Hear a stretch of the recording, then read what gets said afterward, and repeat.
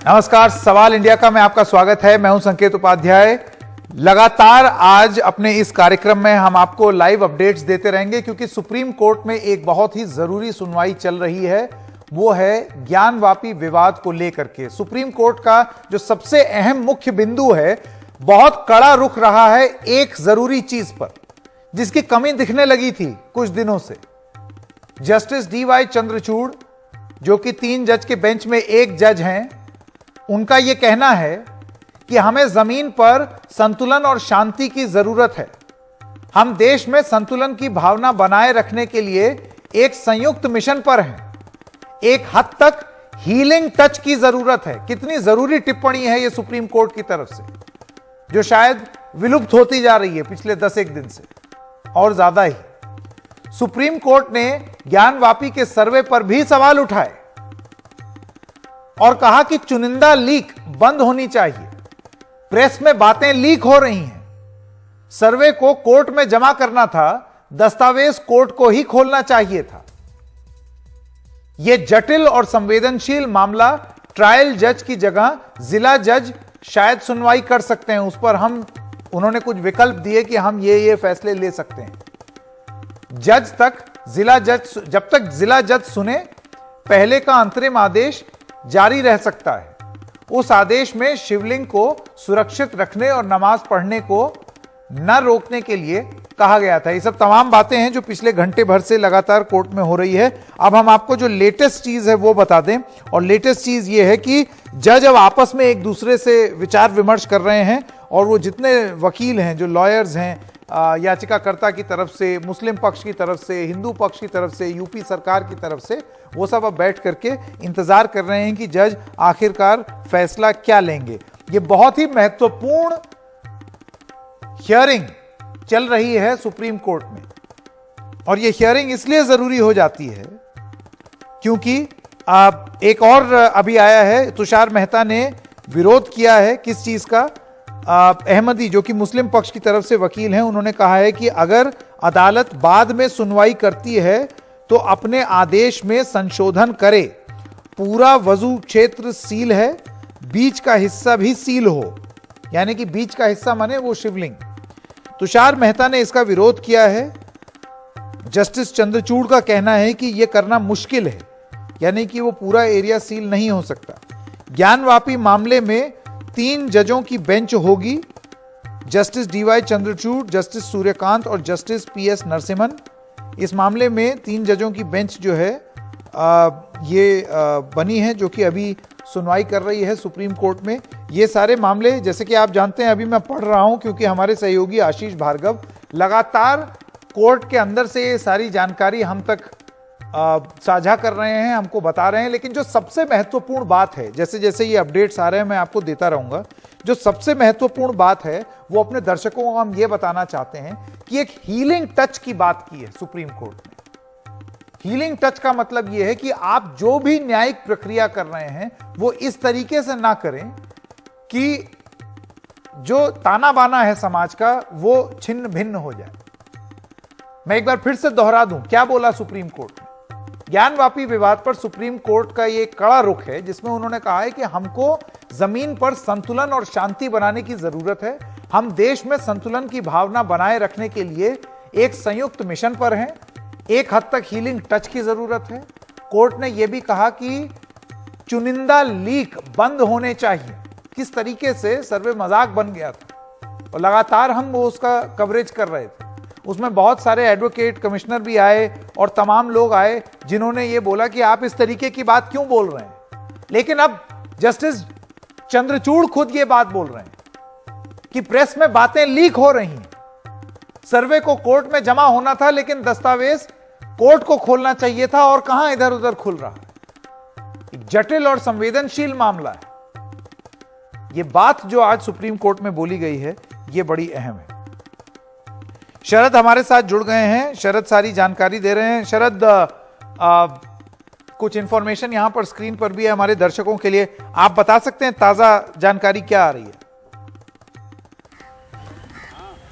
देखिए, लगभग जो आज की आर्गुमेंट्स हैं वो पूरी हो गई हैं और अब ऑर्डर लिखवाया जा रहा है। संभव है ये ऑर्डर वही हो जो पूरी सुनवाई के दौरान कोर्ट इंडिकेट कर रहा था। कोर्ट क्या इंडिकेट कर रहा था?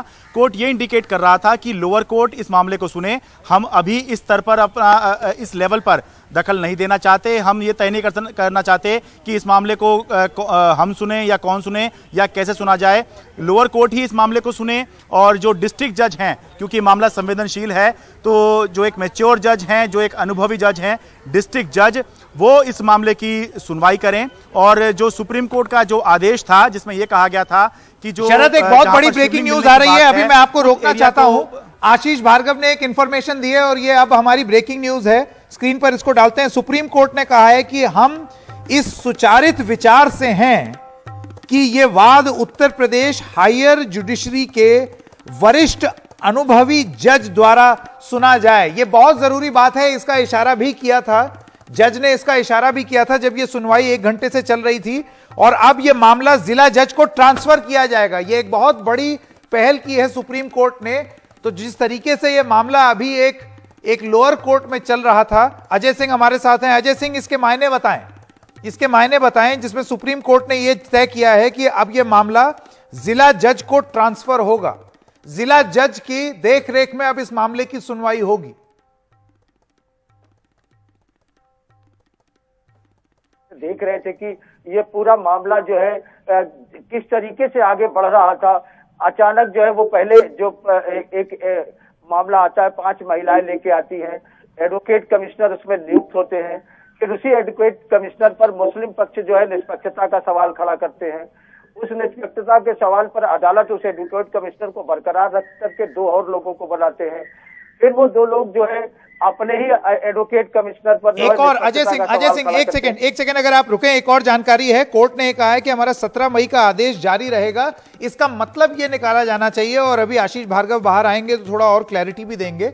इसका मतलब ये हुआ कि कोर्ट ने 17 मई को जो आदेश दिया था, खास तौर से वजू खाने को लेकर के और वो जो एरिया को उन्होंने कॉर्डन ऑफ करने को कहा था, वो आदेश जारी रहेगा। लेकिन ये पूरा मामला अब एक जिला जज के पास ट्रांसफर हो गया, यानी कि डिस्ट्रिक्ट एंड सेशंस कोर्ट में अब ये मामला जाएगा। अजय, बिल्कुल। तो जो इस तरीके की जो तमाम चीजें हो रही थी, मीडिया ट्रायल हो गया था, मीडिया में सारी बातें लीक हो रही थी, जिस तरीके से हर रिपोर्ट जो है वो पहले ही मीडिया में आ जा रहा था और लाइन बाय लाइन लोग उसे पढ़ के बता रहे थे। तो ये बहुत बड़ी आपत्ति थी मुस्लिम पक्ष के लोगों की तरफ से कि अदालत की तरफ से जो चीजें होनी चाहिए वो नहीं हो रही है। और इसी बात को सुप्रीम कोर्ट ने कहा भी लीक नहीं होना चाहिए। और इसमें एक और बात थी कि हर दिन कोई एक नई एप्लीकेशन आ जाती थी। अचानक ये होता था कि आज किसी ने एक एप्लीकेशन दायर कर दिया, किसी ने अलग अलग तरीके की चीजें लोग करके। तो इसलिए मामला बहुत संवेदनशील है, इसलिए सुप्रीम कोर्ट ने कहा होगा कि इसे एक जिला जज की अदालत सुने, जिनकी देख रेख में एक सारी चीजें बना करके गोपनीयता के साथ इसे सुना जाए। संकेत, ये एक बहुत बड़ा संदेश सुप्रीम कोर्ट ने इस बात पर भी दिया है कि किस तरीके से न्यायिक प्रक्रिया अब तक चल रही थी। आप ये सोचिए कि जो इतने सवाल उठे हैं, सवाल के घेरे में आ गया पूरा प्रोसेस, जिस तरीके से सर्वे हुआ, सवाल के घेरे में आ गया वो जो डिसीजंस जो कि ये निचली अदालत ले रही थी। और अब सुप्रीम कोर्ट खुद ये चीज मानते हुए ये फैसला लिया है कि हीलिंग टच की जरूरत है, लीक नहीं हो सकती है, संवेदनशील मामला है, इस वजह से अब जिला जज को ट्रांसफर किया जाए। इसका संकेत भी दिया था जस्टिस डीवाई चंद्रचूड़ ने। एक बार जल्दी से वापस चलते हैं शरद शर्मा के पास। शरद, बहुत बड़ी पहल है सुप्रीम कोर्ट की तरफ से कि हीलिंग टच की बात करते हुए, और जिस तरीके से मीडिया में सेलेक्टिव लीक्स होने लगी थी, इन सब चीजों को देखते हुए और आर्ग्यूमेंट सुनने के बाद अब सुप्रीम कोर्ट ने यह फैसला लिया है कि जिला जज इस मामले को इसकी सुनवाई करेंगे। पूरी सुनवाई के दौरान मैं ये बता रहा था कि पूरी सुनवाई के दौरान सुप्रीम कोर्ट यही इंडिकेट कर रहा था कि हम इस मामले को नहीं सुन सकते, क्योंकि अगर वो अपनी सीमाएं सुप्रीम कोर्ट बता रहा था कि अगर हम इस तरह से मामले सीधा सुनने लग जाएं तो देश के अंदर जितनी भी पिटीशन होंगी इस तरह की, ये सीधे के सीधे सुप्रीम कोर्ट आ जाएंगी। क्योंकि सुप्रीम कोर्ट के अंदर अगर कोई मामला आता है तो आगे के लिए नज़ीर बनता है, आगे के लिए एक उदाहरण बनता है। तो सुप्रीम कोर्ट नहीं चाहता था कि जो भारत की न्याय व्यवस्था है वो सीधे ये हो जाए कि सारे के सारे लोग सुप्रीम कोर्ट ही आना शुरू कर दें। लेकिन हाँ, क्योंकि मामला संवेदनशील है इसको ध्यान में रखते हुए अब डिस्ट्रिक्ट जज जो हैं इस मामले को सुनेंगे। और 17 मई का जो आदेश था जिसमें यह कहा गया था कि जहां शिवलिंग मिलने की बात है उस एरिया की सुरक्षा सुनिश्चित की जाए, लेकिन किसी भी नमाजी को नमाज पढ़ने में मस्जिद के अंदर दिक्कत नहीं आनी चाहिए, वो बात इसके अंदर कही गई है। साथ ही ये कहा गया है कि अगर वजू खाने की व्यवस्था नहीं है तो जो जिला प्रशासन है वो वजू खाने की व्यवस्था जो है वो यहाँ पे करवाए। जो आपने बताया कि जिस तरह से रिपोर्ट लीक की जा रही थी इसके ऊपर भी सुप्रीम कोर्ट ने टिप्पणी की है, लेकिन साथ ही मुस्लिम पक्ष जो डिमांड कर रहा था कि आप इस मामले को सुने क्योंकि ट्रायल कोर्ट ने जो है जिस तरह के आदेश दिए हैं उससे जो है माहौल बिगड़ रहा है, तो सुप्रीम कोर्ट ने ये अपील भी उनकी खारिज की और ये कहा कि हम जो है इसमें नहीं जा सकते हैं, सीधा हम इस मामले को नहीं सुन सकते हैं, कोर्ट ही जो है जो लोअर कोर्ट है वो इस मामले को सुने, लेकिन एक सीनियर जज जो हैं जो डिस्ट्रिक्ट जज हैं वो इस मामले की सुनवाई करेंगे। और अभी अपने पास सुप्रीम कोर्ट जो है इस मामले को लंबित रख रहा है, ये भी सुप्रीम कोर्ट ने इंडिकेट किया था, ये अभी ऑर्डर में भी लिखवाया जा रहा है। और आगे ये व्यवस्था दी है कि आगे अगर किसी पक्ष को ये लगता है कि जो प्रोसीडिंग्स हैं जो कोर्ट की कार्यवाही है वो ठीक नहीं चल रही है तो फिर क्योंकि मामला यहाँ पे लंबित है तो वो कोर्ट के अंदर आ सकता है। लेकिन अभी 2 महीने के मान के चलिए जुलाई तक की छुट्टियां सुप्रीम कोर्ट की पड़ने वाली हैं, उस दौरान अगर कुछ होगा तो किस तरह से उसको कौन हैंडल करेगा, क्योंकि जो 3 जज की बेंच है वो बेंच यहाँ पर नहीं होगी, छुट्टी के दौरान केवल वेकेशन बेंच बैठती है, उस दौरान अगर कोई समस्या आती है तो क्या व्यवस्था रहेगी। उम्मीद करते हैं कि सुप्रीम कोर्ट अपने ऑर्डर में शायद इसको भी इंडिकेट करे या लिखवाए। संकेत जी बिल्कुल। शरद और अजय सिंह आपके पास वापस आएंगे। शरद, एक बार जब आशीष वापस आ जाएंगे तब उनसे भी जानने की कोशिश करेंगे वो कोर्ट में थे कि आर्ग्यूमेंट किस तरीके से हुए, हालांकि उन्होंने पल पल की जानकारी हमको जरूर दी। लेकिन एक बार अपने दर्शकों के लिए फिर से दोहरा दें, इस वक्त की बड़ी खबर यही है कि यह केस अब एक जिला जज सुनेगा, वहां ट्रांसफर हो गया है। और यह क्यों हुआ है, क्योंकि सुप्रीम कोर्ट ने सारे आर्ग्यूमेंट्स सुनने के बाद वो इस नतीजे पे पहुंचे हैं कि उनको लगता है कि एक एक्सपीरियंस जज की जरूरत है जो इस पूरे मामले को सुने। उन्होंने यह भी बोला और इस बात की टिप्पणी भी की कि एक हीलिंग टच की जरूरत है। तो क्या उस हीलिंग टच की कमी थी? क्या जिस तरीके से इस मामले की सुनवाई हो रही थी, केस ट्रांसफर हो रहा था, आप जिस तरीके से देख रहे थे कि एक सर्वे कमिश्नर है वो दूसरे से भिड़ा हुआ है, व्यक्तिगत आरोप लगा रहा है, उसकी सर्वे कमेटी की जो रिपोर्ट है वो प्रस्तुत हो जा रही है, दूसरा अपनी कर दे रहा है, उसी के बीच में वो लीक भी हो जा रही है जिसका उल्लेख भी इस सुनवाई में हुआ है। यह उचित तरीके से नहीं हुआ और आज यह साफ हो गया है जब सुप्रीम कोर्ट ने अपनी यह टिप्पणी और यह आदेश दिया है कि जिस तरीके से यह सुनवाई चल रही थी निचली अदालत में वो उचित नहीं थी। महेश वर्मा बीजेपी के नेता हमारे साथ हैं, संजीव सिंह प्रवक्ता कांग्रेस, सैयद अतर हुसैन हमारे साथ जुड़ गए हैं और पंडित अजय गौतम फाउंडर हम हिंदू। आप सब लोगों का बहुत बहुत स्वागत। महेश वर्मा जी, मैं आपके पास आना चाहता हूं, क्या कहेंगे? सुप्रीम कोर्ट ने हीलिंग टच की बात की है, सुप्रीम कोर्ट ने लीक के खिलाफ बोला है, सुप्रीम कोर्ट ने एक हायर जज को ट्रांसफर कर दिया है। इसका संकेत साफ है कि जो चीज जिस तरीके से हो रही थी वो ठीक नहीं थी। निश्चित रूप से ये सुप्रीम कोर्ट का जो ये आज का जो ऑर्डर है संकेत जी, ये उन सब चीजों के ऊपर बहुत बड़ा एक तरह से कह लीजिए कि सुप्रीम कोर्ट के इस आदेश के बाद उन आक्रांताओं को लेकर जो आतंक पैदा करना चाह रहे थे, इसके आड़ में इस देश में कुछ बवाल करना चाह रहे थे, इस देश में ज्ञानवापी मस्जिद और तमाम तरह की दलीलें देकर जिस तरह से एक माहौल खड़ा करना चाह रहे थे, निश्चित रूप से सुप्रीम कोर्ट के इस आदेश के बाद जो है उस पर कहीं ना कहीं लगाम लगेगी। धन्यवाद करते हैं, आभार व्यक्त करते हैं सुप्रीम कोर्ट के हम अपने न्यायाधीशों का, जिन्होंने किसी तरह से उन लोगों को जो अल्लाह से ज्यादा आक्रांताओं को पूछते हैं इस देश में, अल्लाह उनके लिए मायने नहीं रखता है जितने कि आक्रांता जो है, जिनके लिए वो ये सोचते हैं कि इसी के नाम पर हम क्यों ना देश को जो है बर्बाद कर दें। आज कहीं ना कहीं उसके ऊपर लगाम लगी है और इस लगाम से निश्चित रूप से मैं समझता हूं कि वो सारी चीजें जिसके ऊपर ये कहा जा रहा था कि 91 का जो कानून है वो कहीं धरा का धरा रह गया, इस देश का संविधान और कानून जो है तहस नहस हो गया, कुछ बचा नहीं, कुछ ऐसा हुआ नहीं जिसकी वजह से हम ये कह सके कि इस देश में अब जो है कहीं मुसलमान और इस्लाम जो है वो किसी तरह से सुरक्षित है। ये सारी चीजों का कहीं ना कहीं ये जवाब जो है आज सुप्रीम कोर्ट के इस आदेश से निश्चित रूप से मिला है और सुप्रीम कोर्ट ने उस चीज पे मोहर लगाई है जो सच्चाई की थी। अब ये सच की जीत हुई है, क्योंकि जो निश्चित मुझे रूप समझ से में मैं आ रहा है कहूंगा कि 91 का जो था नहीं है, क्योंकि मुझे जो पूरा हम 1-1.25 घंटे से पूरी कोर्ट प्रोसीडिंग्स जो है वो मॉनिटर कर रहे हैं।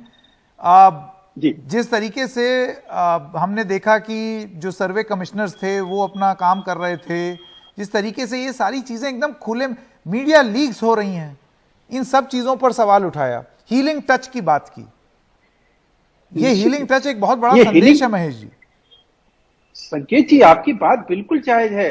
अगर सुप्रीम कोर्ट ने हीलिंग टच की बात कही है, वही बात कहीं प्रधानमंत्री ने आज हम कार्यकर्ताओं को संबोधित करते हुए भी कहा कि इस देश में 10:15 पे आपने जी मैं बता दूं, ये पब्लिक डॉक्यूमेंट हो जाएगा। जिस समय ये मैंने फाइल कर दिया, इसकी सर्टिफाइड कॉपी निकल जाएगी तो पब्लिक डॉक्यूमेंट हो गया और 10:15 पे ये फाइल हो गया। उसके बाद कोई ये पब्लिक डॉक्यूमेंट हो गया, इसकी सर्टिफाइड कॉपी निकल सकती है। और ये कोर्ट के अंदर ये था, इसको वादी और प्रतिवादी पक्ष के अधिवक्ता देखे होंगे, क्योंकि कई इसमें पार्टियां हैं, सब लोग देख रहे होंगे।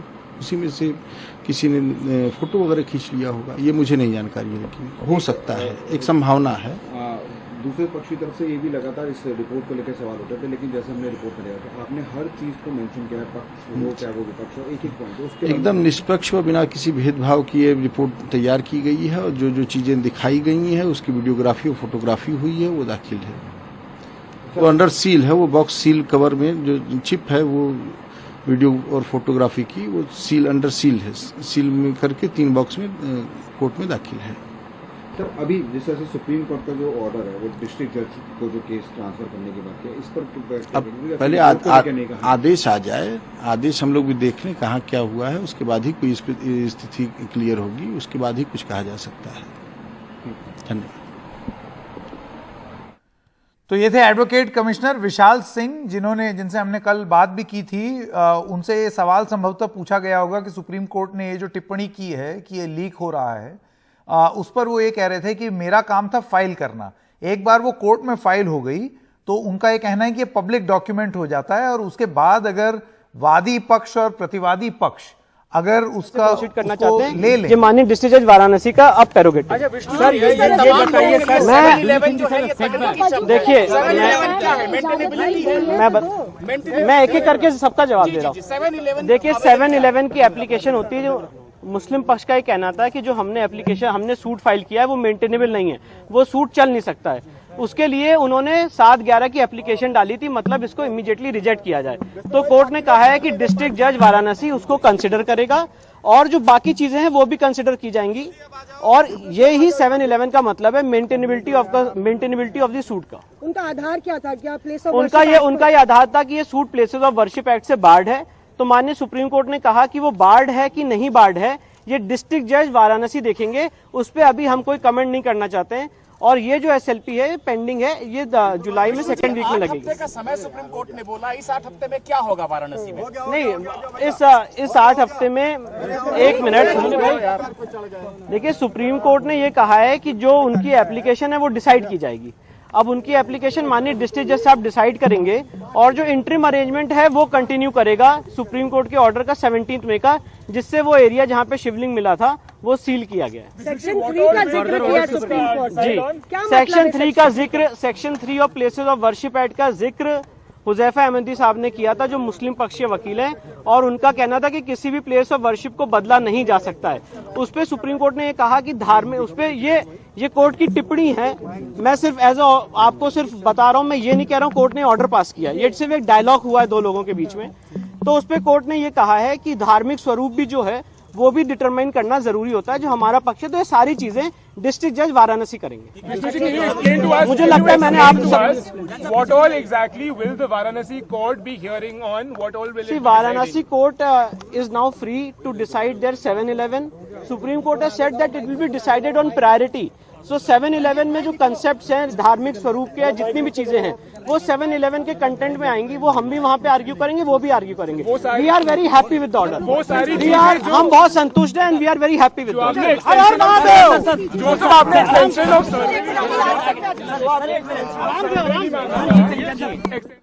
तो जैसे कि आपने सुना, वकीलों की प्रतिक्रिया आनी शुरू हो गई है। मैं एक बार फिर से हमारे जो मेहमान हैं उनके पास जाना चाहता हूं, और संजीव सिंह, मैं आपके पास आना चाहता हूं। आप किस तरीके से देखते हैं इस ऑर्डर को? और इससे पहले कि आप जवाब दें, जरा दो एक चीजें और आ गई हैं, अपने दर्शकों को उसके बारे में भी बता दें। जिला जज पहले मुस्लिम पक्ष की अर्जी पर फैसला करेंगे, जिनको अब यह मामला ट्रांसफर हुआ है, कि ये वाद 1991 का प्लेसेस ऑफ वर्शिप एक्ट का उल्लंघन है या नहीं। तो जो सबसे बड़ी बात है जिसको लेकर के ये प्ली सुप्रीम कोर्ट में गई थी कि ये जो हो रहा है ये प्लेसेस ऑफ वर्शिप एक्ट का उल्लंघन है या नहीं, ये अब एक डिस्ट्रिक्ट जज, जिला जज इस पर अब सुनवाई करेंगे।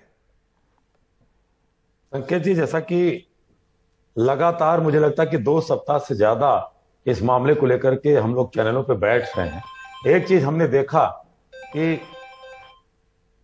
चीज को देखा कि लगातार जिस तरह से ये डिवीजन कोर्ट के जज की जो वर्डिंग थी, किस तरह से एक जज ने अपने ऊपर सुरक्षा कारणों से अपनी दुखड़ा रोया। उसके बाद पता चला कि जो कोर्ट कमिश्नर थे किस तरह से अजय मिश्रा रो रहे थे, विशाल सिंह को पर आरोप लगा रहे थे, और मीडिया में हर चीज जा रही थी।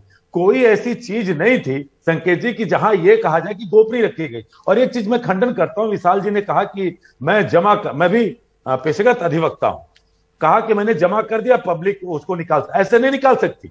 ये डॉक्यूमेंट बहुत ही स्पेशल और बहुत गोपनीय रखने थे, ऐसे कैसे कर सकते हैं कि हमने जमा कर दी निकल गई। और तीसरी तरफ यहां पर सुप्रीम कोर्ट ने देखिए सुनवाई करते कहा कि जो हीलिंग टच देना है और भाईचारा शांति ऊपर सबसे ऊपर रखनी है, जिसमें मुझे लगता है कि उत्तर प्रदेश के उप मुख्यमंत्री केशव प्रसाद मौर्य को अपने बयान पे फिर से सोचना चाहिए। यहाँ के एक संगीत सोम, एक पूर्व विधायक, उनको सोचना चाहिए। तो भारतीय जनता पार्टी को अभी जो प्रवक्ता महोदय बैठे हैं और सेक्शन 3 के बारे में फिर से कहना चाहता हूं, 1991 के वर्षिप एक्ट में क्या कहता है कि कोई भी व्यक्ति किसी धार्मिक संप्रदाय या उसके किसी अनुभाग। संजीव जी, मैं वापस आऊंगा आपके पास। आशीष भार्गव अब हमारे साथ जुड़ गए हैं, जो कि कोर्ट के अंदर थे, कोर्ट परिसर के, जब ये पूरी सुनवाई चल रही थी। जी आशीष, आप बताना चाहेंगे हमको कि क्या है पूरा सीक्वेंस ऑफ इवेंट्स, आज अदालत में क्या हुआ? जी देखिए, आज एक बहुत बड़ा फैसला हुआ है और एक बार फिर सुप्रीम कोर्ट ने साफ किया है कि सभी पक्षों को के हितों को बैलेंस करना, संतुलित करना उसकी जिम्मेदारी है।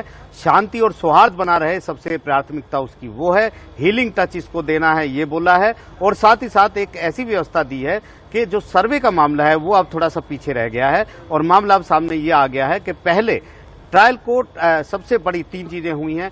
पहले चीज ये हुआ है कि सुप्रीम कोर्ट ने कहा है कि मामले की जितना संगीन मामले का संवेदनशीलता और जटिलता को देखते हुए उसने इस मामले को जो यूपी हायर जुडिशरी है सर्विसेज है, जुडिशियल सर्विसेज, उसके वरिष्ठ जज को ये मामला सौंपा। यानी अब जो सीनियर जज सिविल इस मामले की सुनवाई कर रहे थे, अब जिला जज वाराणसी के वो इस मामले की सुनवाई करेंगे। सारा रिकॉर्ड उनको भेजा जाएगा। दूसरी बात, अहम बात, सुप्रीम कोर्ट ने कहा है कि सबसे पहले ट्रायल कोर्ट जो है वो मुस्लिम पक्ष की उस अर्जी पर सुनवाई करे जिसमें यह कहा गया है कि हिंदू पक्ष की ये जो अर्जी थी सर्वे कराने की, वो सुनवाई योग्य नहीं है, क्योंकि 1991 का प्लेसेस ऑफ वर्शिप एक्ट, पूजा स्थल कानून, उसको वर्जित करता है, सुनवाई नहीं हो सकती। यानी पहले ये सुनवाई होगी क्या हिंदू पक्ष की अर्जी सुनवाई योग्य है कि नहीं, तो सबसे पहले इसी की सुनवाई होगी। तीसरी अहम बात, सुप्रीम कोर्ट ने जो ट्रायल कोर्ट का 16 मई का आदेश था कि पूरे क्षेत्र को,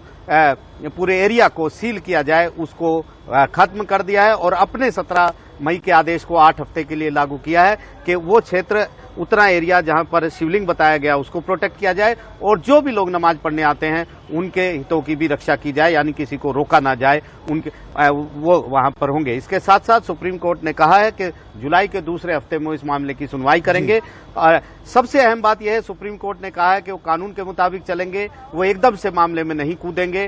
ट्रायल कोर्ट को पहले ये तय करने दें कि हिंदुओं पक्ष की जो अर्जी है वो सुनवाई योग्य, सर्वे की सुनवाई योग्य है या नहीं है। मेंटेनेबिलिटी पे जो हिंदू मुस्लिम पक्ष ने सवाल उठाए थे, पहले वो डिसाइड होगा, उसके बाद सर्वे की बात आगे बढ़ेगी। एक और अहम बात ये कही है, जो मुस्लिम पक्ष चिंता जता रहा था कि वहां पर जिस तरह की रिपोर्ट आई है उसमें ऐसा दिखाया गया, जो प्रतीक, जो चिन्ह, जो चीजें वहां पर मिली हैं वो हिंदुओं की हो सकती हैं, उस पर एक बहुत अच्छे तरीके से सुप्रीम कोर्ट ने समझाने की कोशिश की है और बताया है कि अगर अग्यारी में, यानी पारसियों के मंदिर में कोई अग्यारी या क्रॉस का निशान हो, तो इसका मतलब ये नहीं हो जाता कि वो क्रिश्चियन से रिलेटेड है। ये एक हाइब्रिड व्यवस्था है धार्मिक सभ्यता की। तो इसलिए सुप्रीम कोर्ट ने एक ऐसा रुख अपनाया है कि इस मामले की जांच तो चलेगी, सुनवाई तो चलेगी, लेकिन वो सुनवाई सिर्फ इस बात पर चलेगी क्योंकि सबसे बड़ी बात यह है संकेत कि जब चारों तरफ से ये कहा जा रहा है कि प्लेसेस ऑफ वर्शिप एक्ट का उल्लंघन है, अयोध्या को छोड़ करके और कोई विवाद इस तरह नहीं उठ सकता। मुस्लिम पक्ष कह रहा है कि ये एक मामला नहीं है, 4-5 और मस्जिदों का मामला है, सार्वजनिक शरारत का मामला है, सांप्रदायिक सौहार्द बिगाड़ने का मामला है, सुप्रीम कोर्ट को इसमें दखल देना चाहिए। तो सुप्रीम कोर्ट ने एक लिमिटेड दखल दिया है और कहा है कि पहले ट्रायल कोर्ट यही डिसाइड करे, क्योंकि अभी तक किसी भी देश की कानून की अदालत ने यह फैसला नहीं किया है कि 1991 का एक्ट जो है वो असंवैधानिक है या नहीं है। हालांकि अयोध्या मामले में 5 जजों के पीठ ने इसे अच्छा बताया था, लेकिन उसको चुनौती नहीं दी गई थी। अदालत ने 5 जजों ने अपनी जो थी वो अपनी राय रखी थी कि ये एक अच्छा कानून है, लेकिन उसको कभी चुनौती नहीं दी गई थी उस मामले पर, न उस पर सुनवाई हुई थी। वो अभी तक पेंडिंग है सुप्रीम कोर्ट में पिछले साल से। तो एक ऐसा जजमेंट है जिस पर अभी फिलहाल सभी हितों को प्रोटेक्शन सुप्रीम कोर्ट ने दिया है। और जब ये मामला होगा, यही बात बार बार जज कह रहे थे मुस्लिम पक्ष को कि अगर आपकी ये याचिका अलाउ हो जाती है और ये ट्रायल कोर्ट कह देता है कि हिंदू पक्ष की ये याचिका ही सुनवाई योग्य नहीं है, तो फिर किसी सर्वे पर रोक लगाने की जरूरत नहीं है। सर्वे के कोई मायने नहीं रह जाएंगे, जो भी सर्वे हुआ वो सब निष्प्रभावी हो जाएगा। तो ये एक बड़ी बात है। सबसे पहले ये तय करवा रहा है सुप्रीम कोर्ट कि हिंदू पक्ष की याचिका 1991 के एक्ट का उल्लंघन तो नहीं है, क्या 1991 का एक्ट सही था या नहीं था, ये तमाम चीजें बाद की चाहिए। तो ये एक अहम यहां पर सुप्रीम कोर्ट ने कदम उठाया है।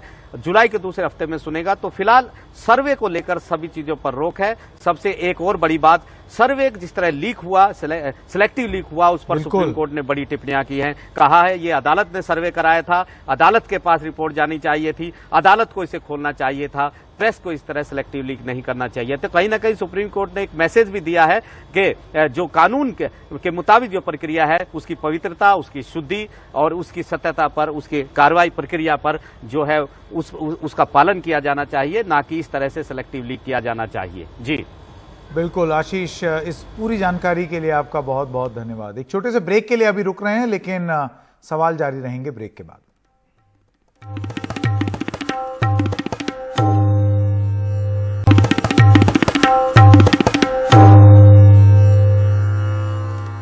सैयद अतर हुसैन और पंडित अजय गौतम अब हमारे साथ हैं। हीलिंग टच की बात की है पंडित अजय गौतम, आप मानेंगे कि अब कम से कम एक विभत्स रूपी डिबेट या तरह तरह की बातें एक लीक्ड रिपोर्ट पर, जिसको अभी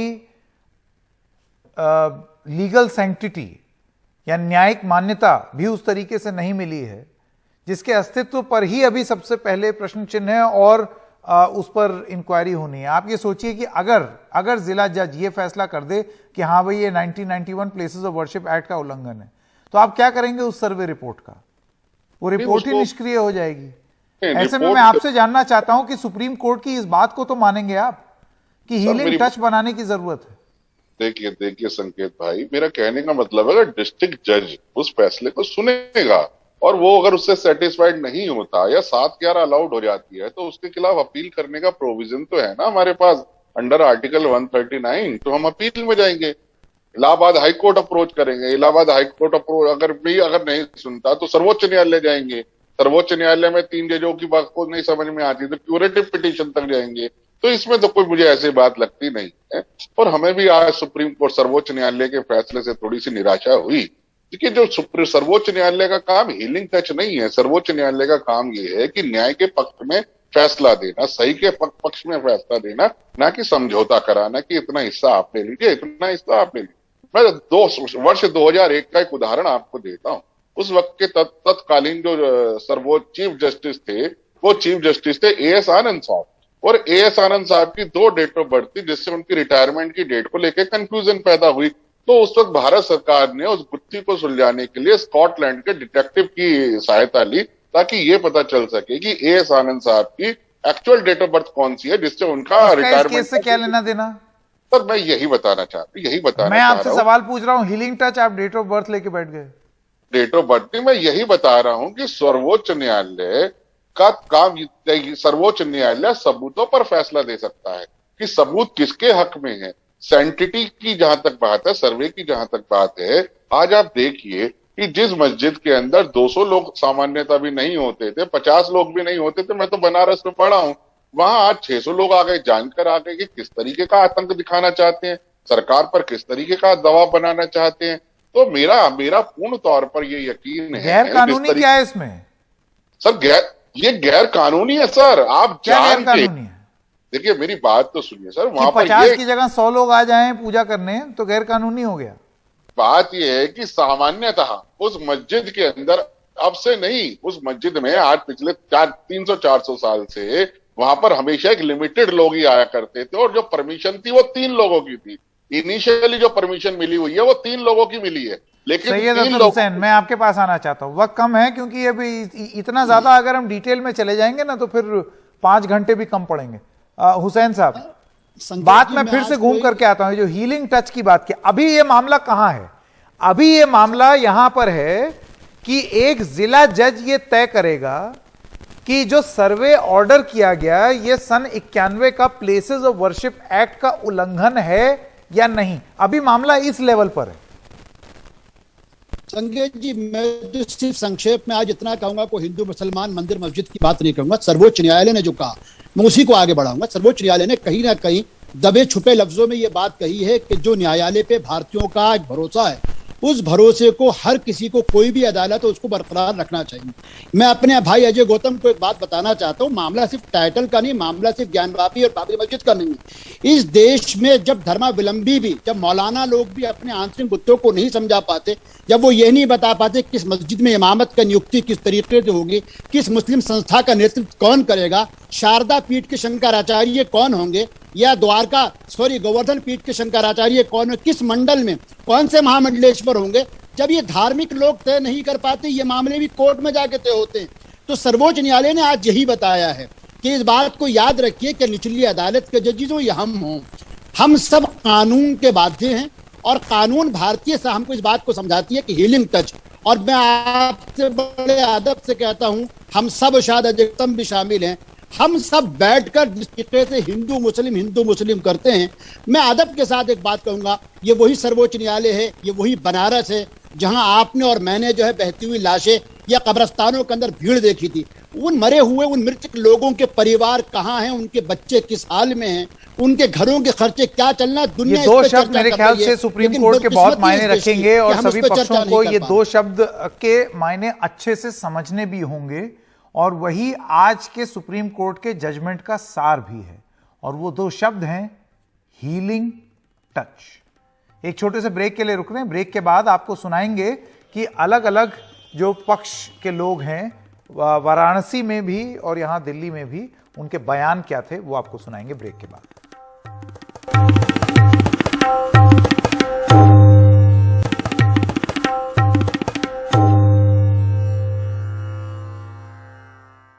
अब जो माननीय सर्वोच्च न्यायालय का आदेश है वो मान्य होगा, जो देखा जाएगा उसको। जो एपेक्स कोर्ट ने जो आदेश दिया है वो उचित व जायज है।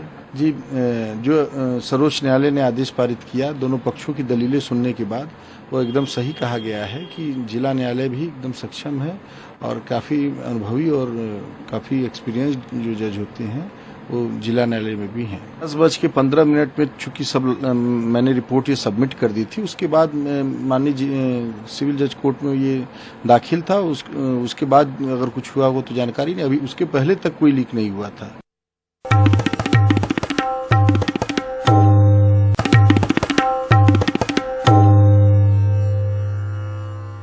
माननीय न्यायालय ने 6 जुलाई को सुबह 10 बजे से हेयरिंग का टाइम निर्धारित किया, और यह ऑब्जर्व किया है कि अब उसकी कंटिन्यूअस हेयरिंग चलेगी जब तक कि आर्गुमेंट सभी पक्षों के कंक्लूड ना हो जाए। आपने क्या पक्ष रखा? हमारी तरफ से एज सच किसी भी पक्ष की तरफ से कोई विशेष आर्गुमेंट नहीं हुए। हम लोगों का मेन कथन ये था कि हमारी तो बहस केवल इतनी है कि 1991 के एक्ट के तहत ये proceedings before the trial court नहीं चल सकती हैं, और coupled with the judgment in the case of Babri Masjid in the M Siddiq case, जिसमें सुप्रीम कोर्ट ने 91 के एक्ट को कैटेगोरिकली अपहोल्ड किया है।